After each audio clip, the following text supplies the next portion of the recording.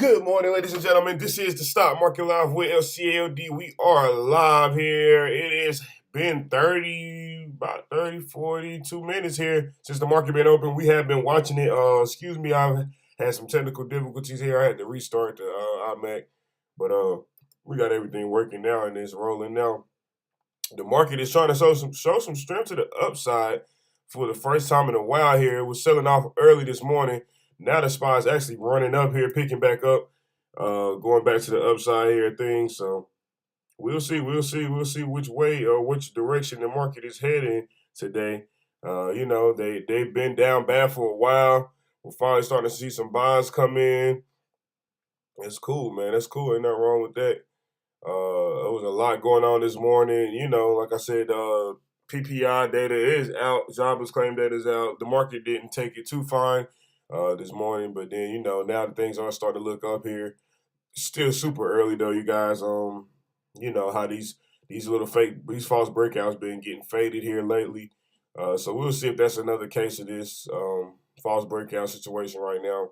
Or if this might be the real thing here. This might be time for a bounce. It might be time to, go up here. The bulls might be trying to show that there's still some type of animal in this market. But ain't been looking good for them. Before we go any farther, though, let's get into the description. This is live coverage from the stock and crypto market. Live ideas of thought and studies. This is not financial advice on this stream or with this company. With that being said, good morning again. Today is Thursday, May 12th. It's 10:13 a.m. Like I said, we didn't get to start on time today because the computer was having some technical difficulties here, and but everything's fine now, you guys. So we're gonna tune in right now since we're already just now getting here real late. It looks like they're live right now. The Senate committee is holding a hearing on the U.S. efforts to support Ukraine. So the U.S. want to support Ukraine. They want to fund them with $40 billion. And they started this briefing about 35 minutes ago, right when the market opened. So this was been moving the market. So let's tune in and see what they're talking about. Right now, the SPY is going up here. We're still red, though. We're still in the bear market, you guys. Some of you guys need to learn how to have some patience, when things are in your favor, just relax. There's nothing else really they do. Relax. You're not forcing any trades. You should be fine. I don't like to continue to roll and keep switching sides like that.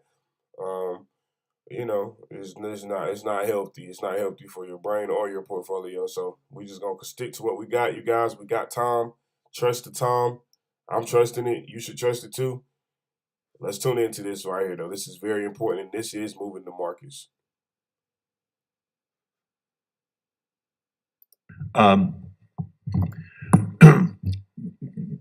My first question would be to Secretary Lewis, and it would be on, again, just this issue of what will define victory and how long it will take, in our government's opinion, for that victory to be achieved. Is it this administration's view that this is going to wind up being a protracted war, and that we should just get ready to settle in for a protracted conflict between Ukraine and Russia with U.S. support the whole way? Well, Senator Markey, thank you for the question. And I'm specifically going to start by referring back to what Assistant Secretary Don Fried laid out as we look at victory in Ukraine, which obviously will be defined by the Ukrainians, making sure they maintain its territorial integrity and security, imposing costs on Russia, and maintaining our unity. When it comes to the work that the Bureau of Political Military Affairs, what we work on is, we provide, along with our colleagues in DoD, the security assistance that allows Ukraine to ensure that it continue, frankly, its inspiring defense of its own territory, and that when there is a negotiation, that they can come to the table from a position of strength. To get to your core question, which I think really is, how long will the war last? I wish I had a definitive answer for you. What I can tell you that it is clear that we are in a new phase of the conflict.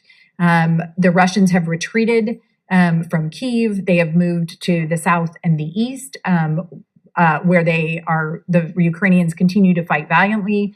And at this point, our goal is to supply the Ukrainians with what they need for this phase of the war. And I should finally say that we would not have been able to do any of this in terms of providing the security assistance they need without the strong bipartisan support of Congress. Okay. And Secretary Gottfried, are we making it very clear to Russia that we do not want to pose an existential threat to them, that our only goal is to restore the territorial integrity of Ukraine?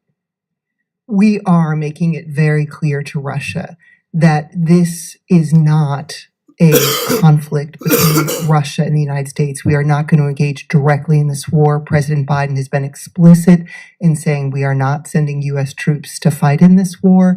So I do believe we have made that clear. Our goal here is to end a war, not to enlarge it.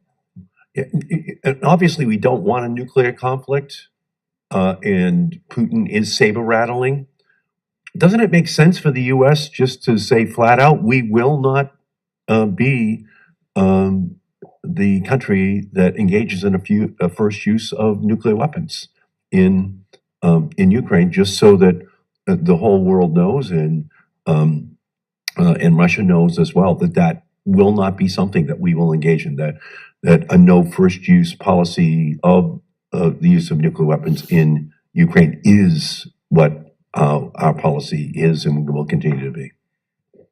Again, I would say the U.S. has been clear that we are not looking to engage in this war and that NATO is a defensive alliance. I think that increasingly people in our country, but around the world, are afraid that this could escalate and that nuclear weapons may be involved. So from my perspective, I just think it would be wise for our country just to say flat out, we will not use nuclear weapons if nuclear weapons have not been used against Ukraine or the United States. That would be my position, and I would also hope that at least on the side that conversations could be engaged in with regard to nuclear weapons deployment between U.S. and Russia. I know it's difficult in this context, but I do believe that it is something that has to be at least contemplated, if not actually possible in this context. But have you thought about that to ensure that those kinds of discussions are taking place? Again, I want to be clear, the U.S. is not a party to this conflict. It is Russia that undertook a full-scale invasion of its sovereign neighbor, Ukraine.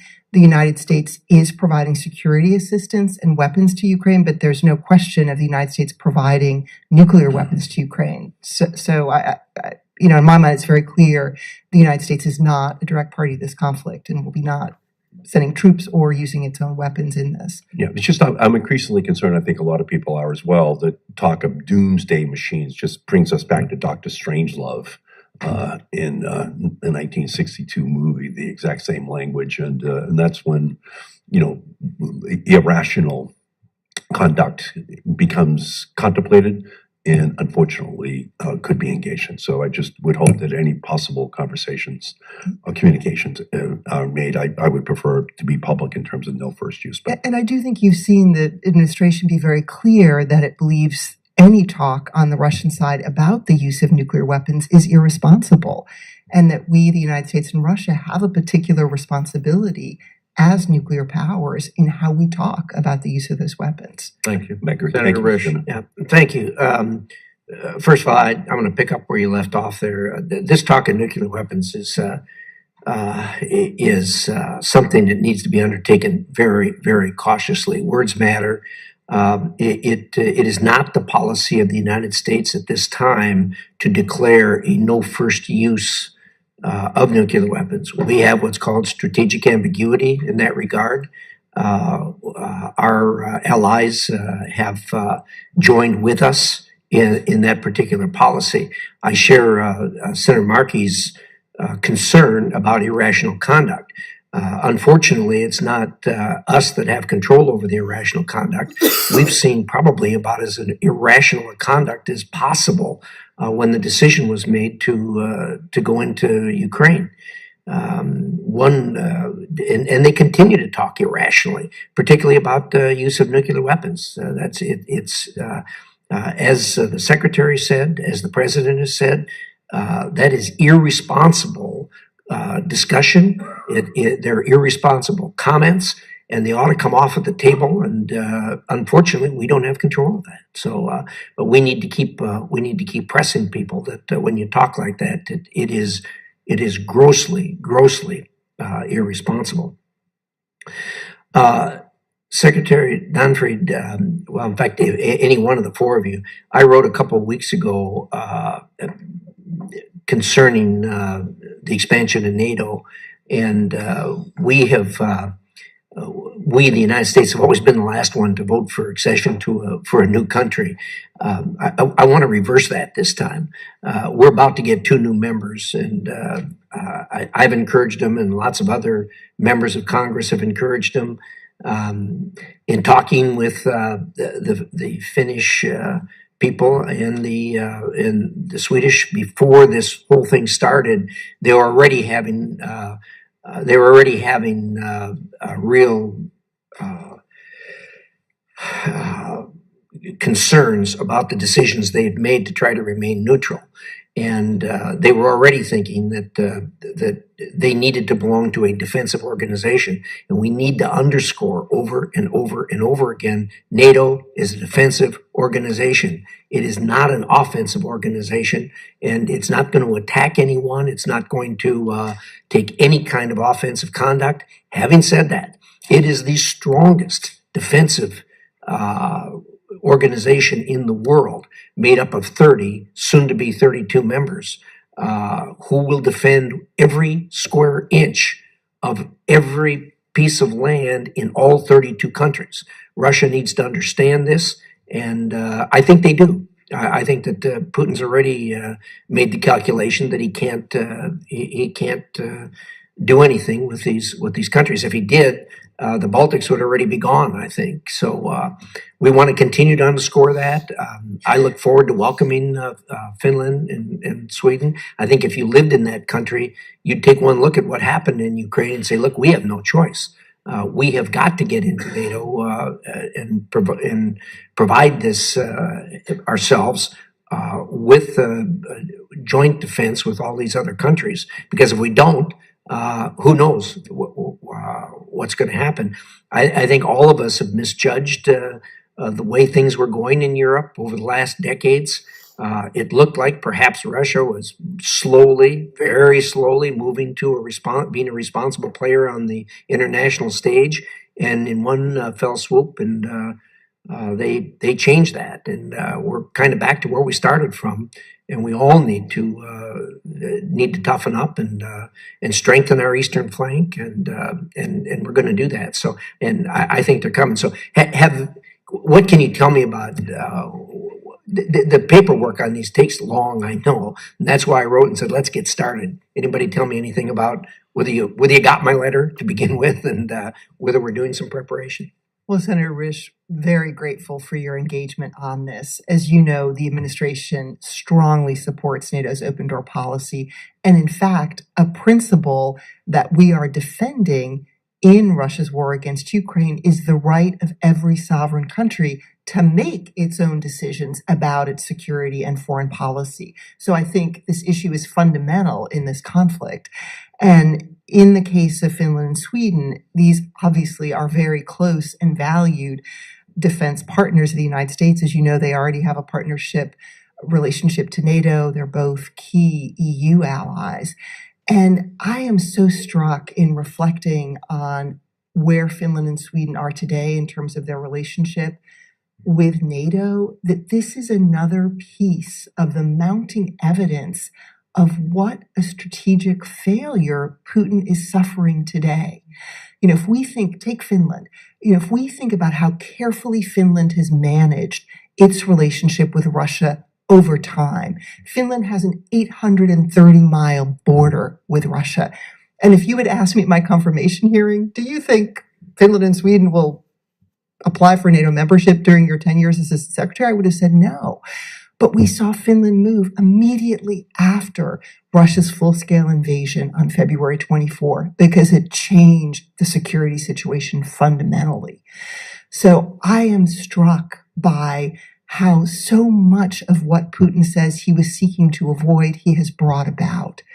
And I think Finland and Sweden's interest in NATO is a key example of that. So thank you for your engagement and for the question. Yeah, well said. And I think that truly what Putin did in invading the Ukraine and the reaction to it by Finland, and for that matter, Sweden, underscores the stupidity of what he did in just getting the exact opposite of what he wanted. And I was also struck by how quickly things moved. I talked with both of them prior to it, and the polling in that country was iffy as to whether they should or not. The polling today is skyrocketed, and for a very good reason. Thank you, Mr. Chairman. Senator Coons. Thank you, Mr. Chairman, Ranking Member. Thank you to our witnesses testifying today. I'm just going to follow up on that line of questioning. Assistant Secretary Donfried and Lewis, if you could just give me a simple, concise answer. I've met recently with foreign ministers and leaders from both Finland and Sweden. They are really pressing for a bridge security guarantee from the United States, which the United Kingdom has just provided, so that in a period that they see as a period of potential risk or instability, from when they apply for NATO accession to when all the NATO partner nations finally ratify their accession, they're looking for an explicit guarantee. Is this something you recommend? Is it something you think the administration will be announcing or undertaking soon?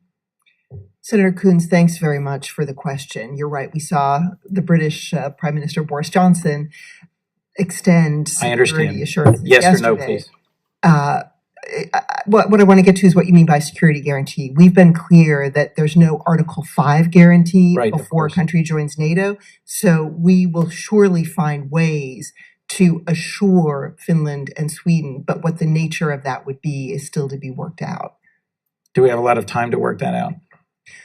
I think you're aware there's a NATO foreign ministerial I'm well aware. weekend where both Finland and Sweden foreign ministers will be there, and I'm certain this will be a topic of conversation. Thank you.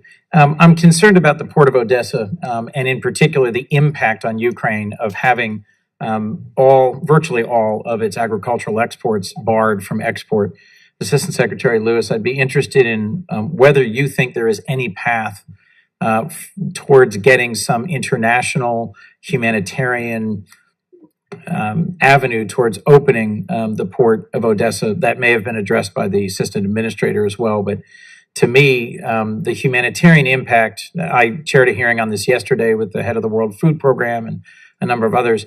Clearly, tens of millions of people will face food insecurity and possibly starvation if the port of Odessa is not opened, and if the wheat and maize and sunflower oil exports from Ukraine are not made accessible to the world markets. It's also long-term going to collapse the Ukrainian economy. We're providing about $8 billion in economic support funds in this supplemental. We can't sustain that year in and year out. How do we get the port of Odessa open? Senator Coons, I agree with you. I think this is an incredibly important issue. We are working obviously closely with our colleagues at DOD and across the board on this issue. But I am going to turn this over to the Assistant Administrator to discuss in more detail on the humanitarian and food issues. Thank you, Senator. This is, as we know, a far-reaching crisis beyond just Ukraine's borders. And while I can't speak to the security implications surrounding reopening the Odessa port, we are, in concert with our European colleagues, examining other options, land routes and other ports and throughput. But just by means of transportation and the infrastructure limitations, land transport, I've been told repeatedly, cannot possibly be a route for more than a small percentage of the total, both already in storage and likely to be harvested this year, Correct. agricultural exports of Ukraine. So that's wonderful. Thank you. That's great. I've concluded that if we can't reopen the Black Sea ports, it allows Russia to slowly strangle the Ukrainian economy and it puts tens of millions at risk. The Am I wrong? Ukrainians would agree with you, Senator. I spoke Would you with- agree with me? And I agree with you as well. And do we have any plan for how to get the Port of Odessa reopened? What I would add there is I think we're working closely with the UN and others who are trying to look at this problem. As you know, it's an incredibly complicated issue in terms of the Black Sea and the Russian presence there and other issues around the port. So while we don't have an answer for you at this time, we are working hard with our Great. UN colleagues to find a way forward. Last question, Assistant Secretary Lewis, if you could. What work are we doing to prepare for the very real possibility that that Putin will at some point choose to escalate on the battlefield as a way of covering for his troops' failures on the ground? And what are we doing to coordinate and consult both with our allies and with Congress to prepare for a rapid response? I'm not saying a public declaration or a red line. I'm just saying for a more robust conversation about what we would do and then what signals we're sending. Senator.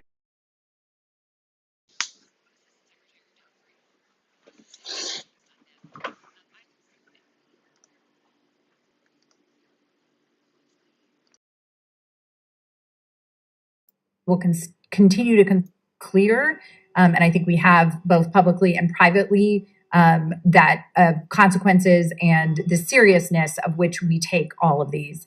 And so happy to continue that discussion further with you. It'd be great to have some conversation about this. Thank you. Senator Johnson. Hey, Mr. Chairman, I apologize. I was actually already covered, but what is the administration doing? What priority has it put this at in terms of not only opening up the ports, but the silos are full. Winter wheat's going to have to be harvested.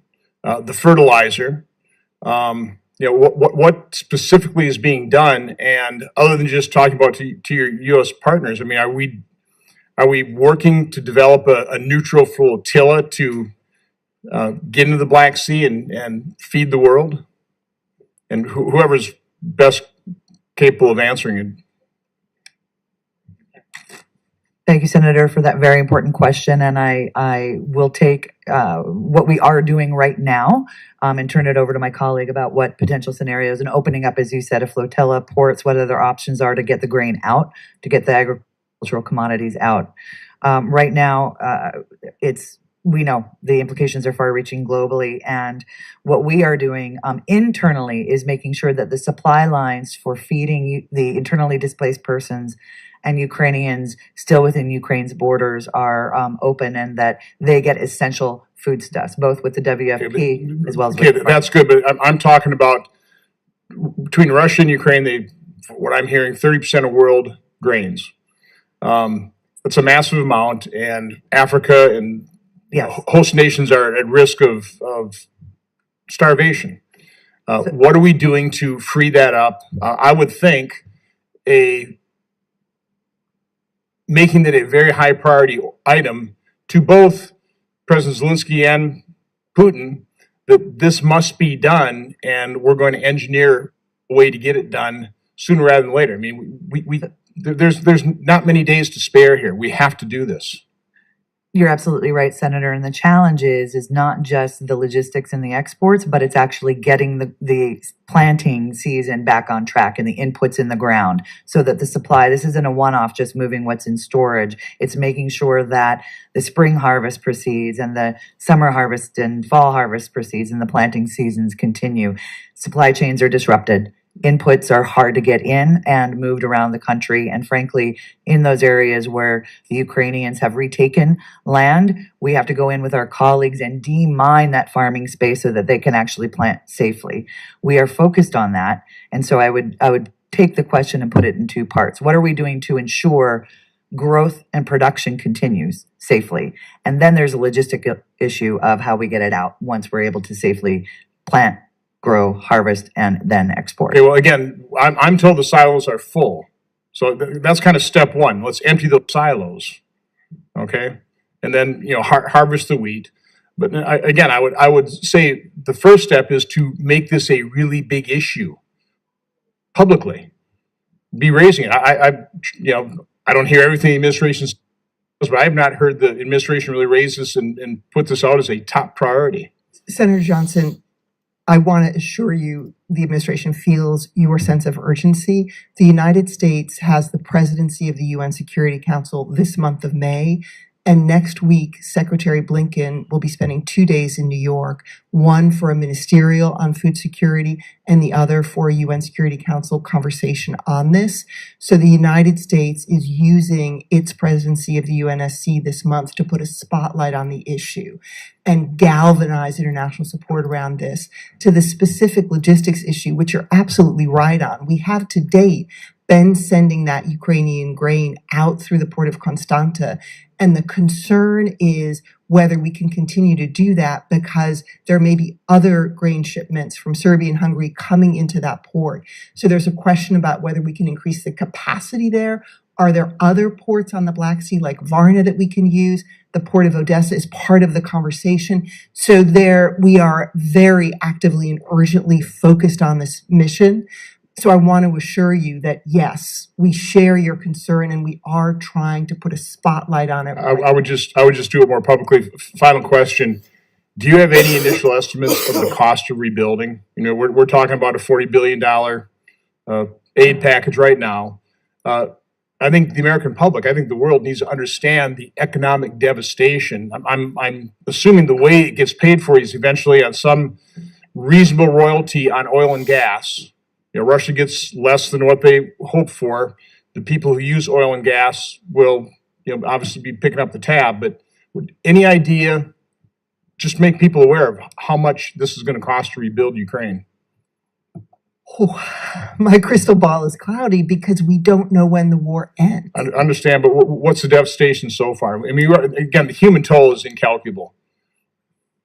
Yeah, I just... We're talking hundreds of billions at least, right? I have no idea. What I do know is there's one person on this planet who can end this war today, and that's Vladimir Putin. Thank you. And I know we all call on him to do that. Okay, thank you. Senator Cardin. Thank you, Mr. Chairman. Let me thank all of our witnesses for their incredible service during this extremely difficult time. I must tell you, wherever I go, people want to know what they can do to help. We have the energy of our country and the global community to make sure that we carry out what is necessary, not only to defend Ukraine's sovereignty through the supply of defensive weapons, but also to deal with the humanitarian crisis. But the issue that worries me perhaps the most is whether we have the staying power to continue to isolate Russia for these crimes that they're committed through the maintaining and strengthening of sanctions. And then the accountability issue. I've seen too many places in the world where we have compromised accountability in an effort to bring about an end to hostilities. And if we do not bring closure to the atrocities committed by Mr. Putin and Russia in Ukraine, it will not, we will not be able to look at this as a way of preventing this from happening again in the future. So, Ambassador Van Schank, I know we've had a chance to talk about it. You've talked about it here already. I appreciate your testimony before the Helsinki Commission. I just really want to underscore one additional point.